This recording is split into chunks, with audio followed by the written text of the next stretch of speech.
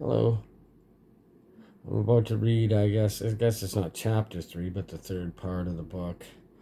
I just wanted to mention the reason I'm having such a hard time reading this is because the original copy was, I just got rid of it. And this was just, I found this on an email, so it's without punctuation. So it's a little tricky, but hang in there, guys. It's not a bad little story. We're continuing off. The girls, Darlin, Winter, and Kaylee are downtown Kensington, Kansas, and they're walking up to a store. And here we go. Hey, look. I think it's Destiny, elbowed Winter to Kaylee as they were passing by a window. Wow, those are cute. Let's go in, replied Darlin. The two girls giggled. She looked up at the name of the store as she walked in. It was called Fixation. It must be new. I've never seen this before. She followed the other two girls in through the metal doors. The inside of the store was perfect combination of old building and modern design together. The floors looked like an original barn wood, bleached and polished though, for a cleaner effect. The effect really brought out the great textures in the wooden planks. After looking around, Darlin noticed that nothing in the store was actually touching the floor. The displays, the front counter, even the couches were all suspended by chains and hanging from wooden beams on the ceiling. On each display had something to do with fashion, either an outfit, hats, shoes, and the one thing they all had in common was the jewelry by someone Darlin was not familiar with. The all the products in the store were covered with different types of jewels. I guess you could say it was kind of a cross between a jewelry store and a clothing shop. When Darlin locked eyes with the store clerk, she asked, "Excuse me, the shoes in the window, what size are they?"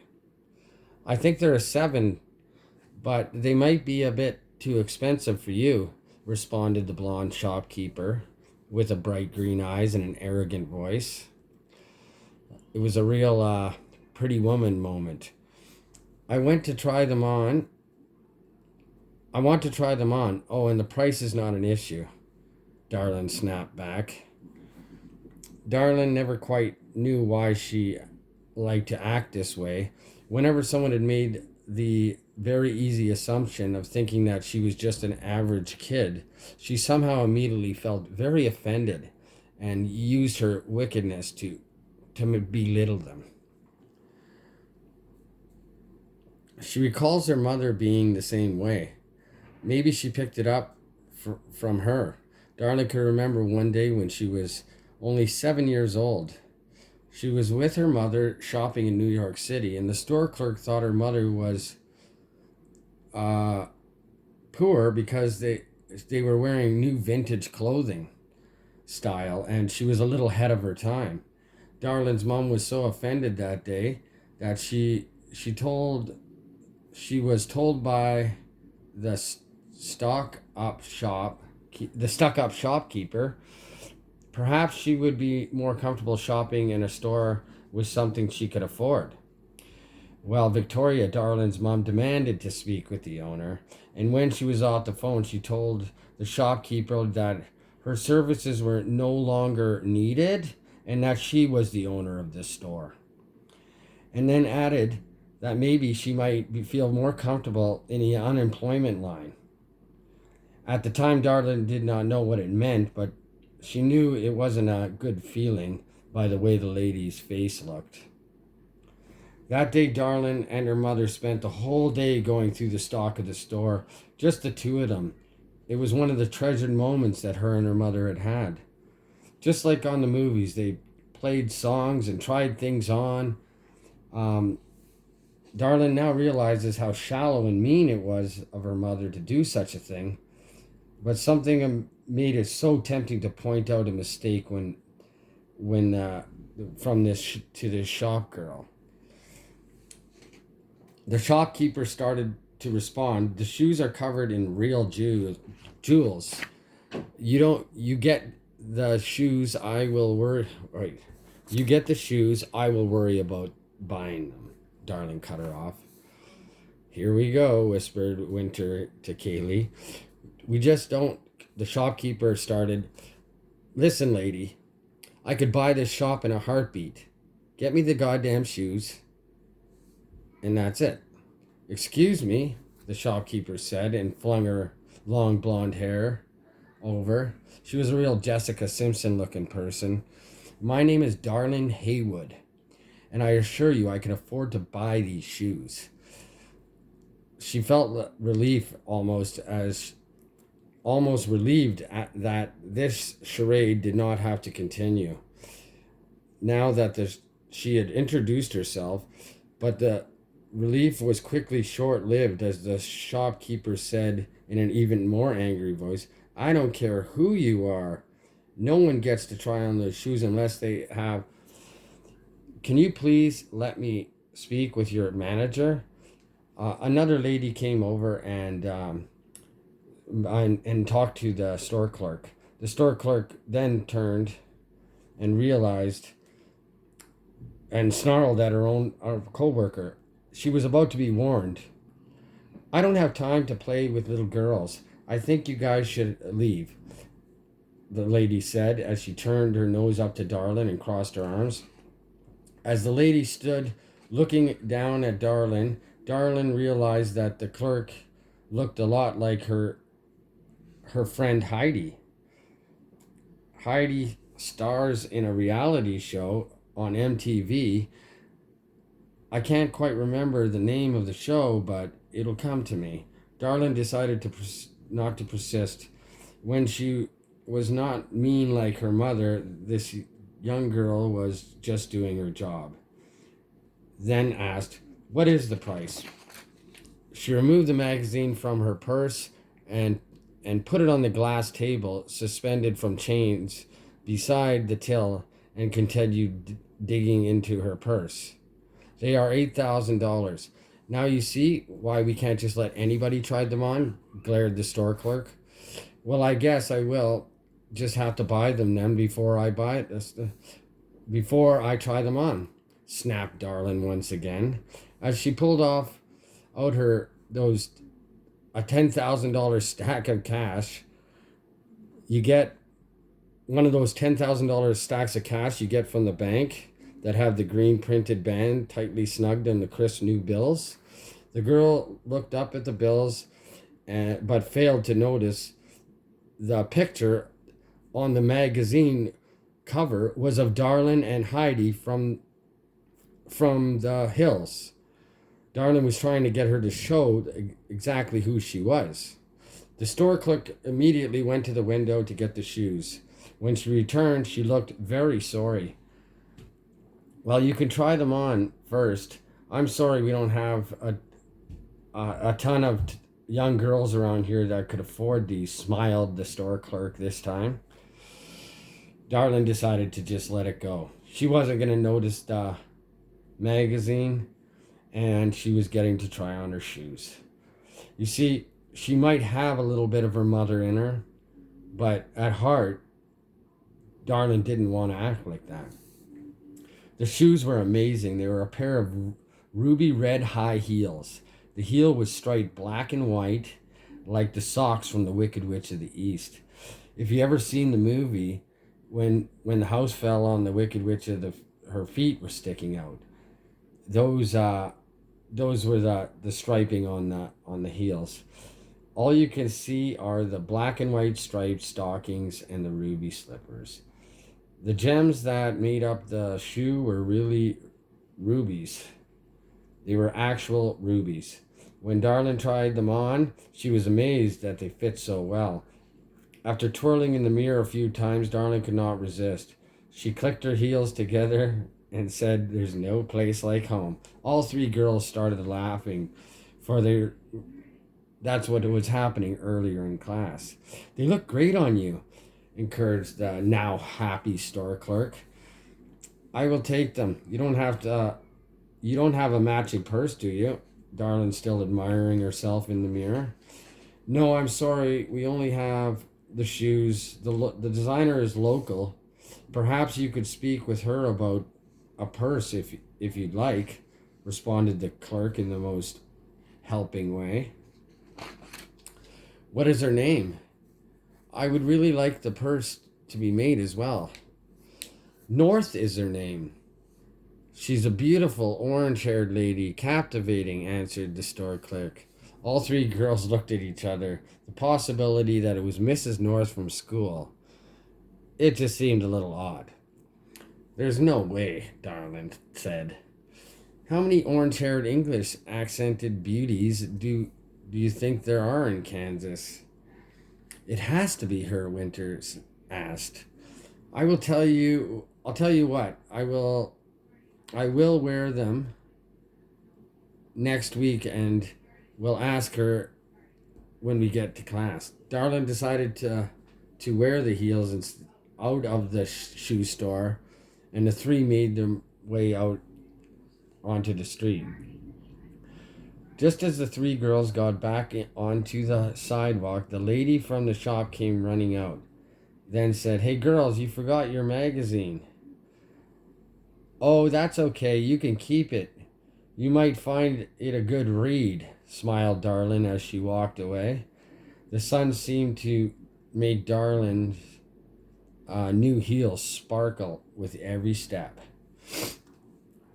We never had a chance to read that article about you, Kaylee, it whined. I think that the Miss Shopkeeper might think it's interesting once she realizes it's actually about me. Besides, you know those magazines are all the same, Darlin explained. All three girls began to laugh. It wasn't long before they got to Epoch Cafe, the girls' favorite coffee house. It was just before the entrance to the mall. It was an outdoor cafe, and all the tables were in different themes. There was an old tugboat that the girls had sat in before. The other side of the garden stood an old railway car with lots of tables. Where do you guys want to sit today? Asked Winter. Let's sit on the train, Kaylee voted. Sounds good to me. Darlin nodded as they walked. When the girls sat down, they ordered their coffees. The waitress complimented Darlin on her beautiful shoes. Hey, do you have the book with you? Asked Darlin, looking at Winter. Kaylee has it in her book bag. And she pointed to Winter. Well, let's see. I want to know what we did wrong. What did read it right?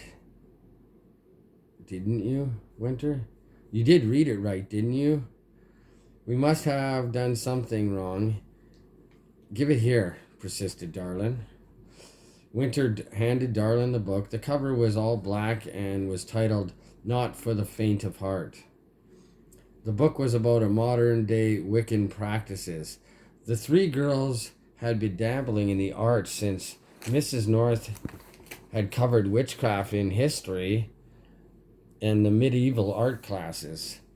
The night before, the last three girls tried to invoke a spirit of a man that they went missing while working at the county fair way back in 1870. It was located on a plaque outside the school in front of the big brass funnel tornado. The day the tornado wiped out the original courthouse. What page is it on? Asked Darlin, and she started to flip through the pages. I think it's page 72. Hey, code for 666 right there. Wow. Told you this bitch was from the devil. Like, come on. This came to me in a dream. Continuing. There is no page 72. It's been ripped out.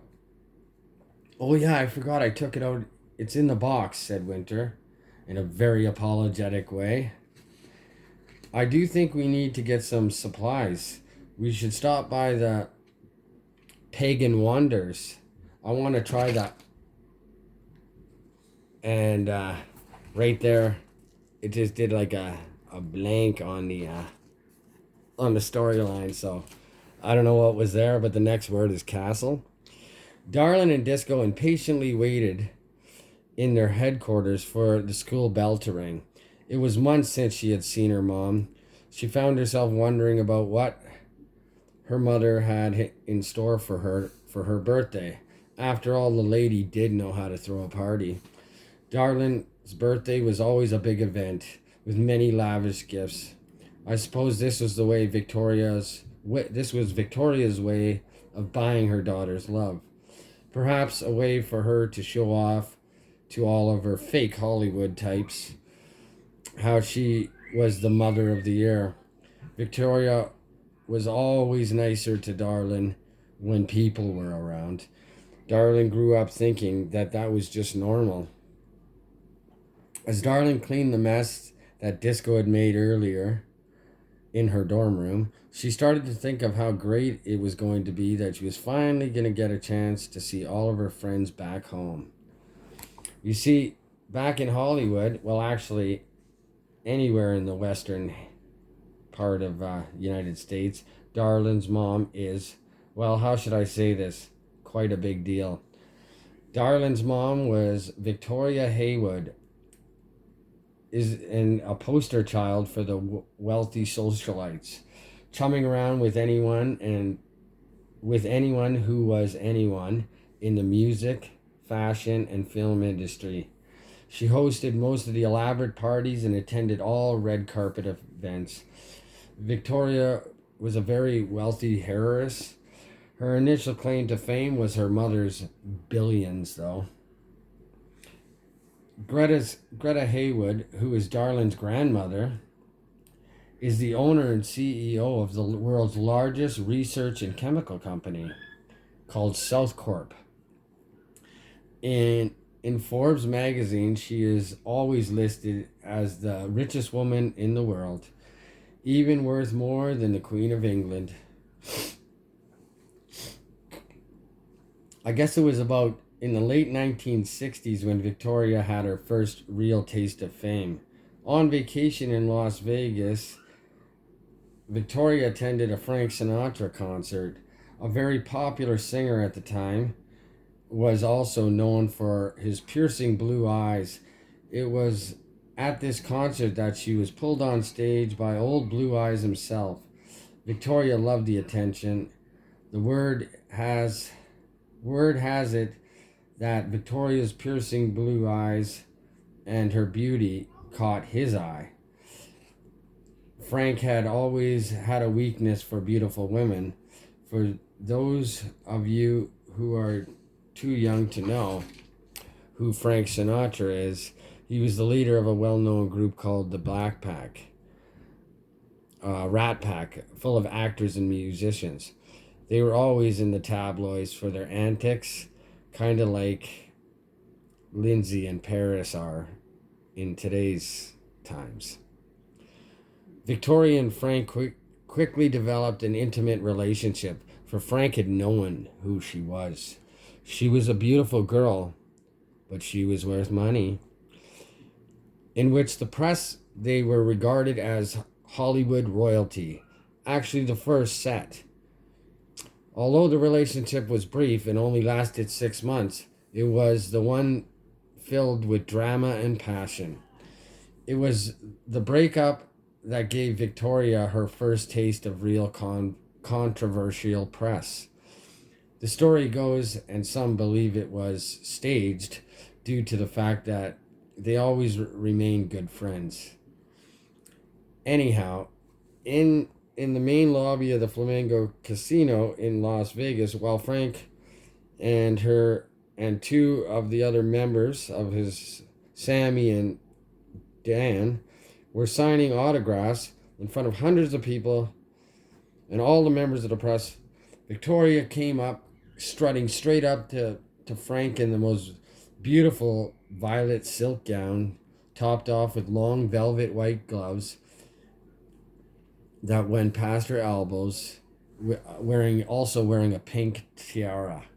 After taking the moment to stare into Frank's eyes, Victoria said, aloud for all to hear, and Victoria said, and aloud for all to hear, "You two-timing bastard!" Then slapped him hard across his face, causing his fedora to fall to the busy carpet of the casino floor. She then tossed her hair back and walked away, having the press follow her and leaving Frank and his friends alone. The headline said the slap was heard across the world, as well as being the most controversial public display to date. It was all it took to hook Victoria in the life of the public eye. She has been in the public eye ever since. Even at Darlin's birth, Victoria had invited press members to the waiting room as well as her private makeup artist so that she would look great for the photo shoot. The bell rang out.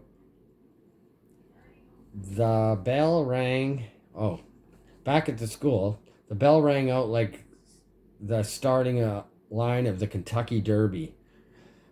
Darlin hurriedly snapped up Disco into her arms, then made her way out into the hall. She was supposed to be in class, but this way she'd blend with all the other students coming out. By the time they made it in there, boom, it was already packed with students, all excited about their long weekend. Darlin had her own personal dorm keeper who motioned her way out to retrieve her bags. As she walked towards the front stairs of the school, Darlin was wished an array of happy birthdays from assorted friends and teachers. Darlin, somewhat shy, replied to each with a cool, thank you. As she opened the front doors, her smile grew instantly. She immediately seen her limousine parked, which her mother was in waiting for her. Darlin's pace quickly went from a walk to a quick trot. Now trotting down the stairs, she got a little closer to the roundabout where the limousine was parked. She waved to Benson, her driver, and noticed a strange look on his face. Well, not as much strange per se as odd, because he wasn't making eye contact. It wasn't as strange as it was odd, because he wasn't actually making eye contact with her. One of Benson's most charming qualities was his sincerity shown through his bright green eyes. All right, we'll stop there.